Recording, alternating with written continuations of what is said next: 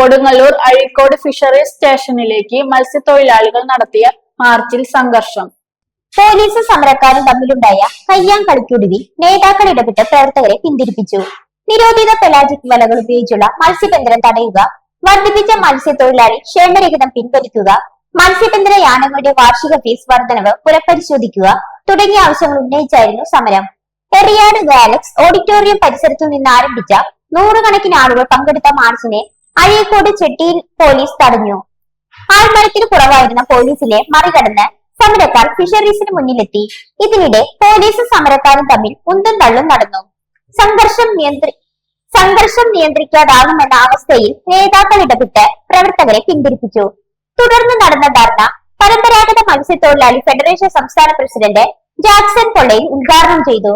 പരമ്പരാഗത മത്സ്യത്തൊഴിലാളി സമിതി മേഖലാ പ്രസിഡന്റ് KA ഷിഹാബ് അധ്യക്ഷത വഹിച്ചു. സമിതി സംസ്ഥാന പ്രസിഡന്റ് PV ജനാർദ്ദനൻ മുഖ്യപ്രഭാഷണം നടത്തി. PV Jayan, EK Baiju, DD Ashokan, KS Surendran, MA Shihab എന്നിവർ സംസാരിച്ചു.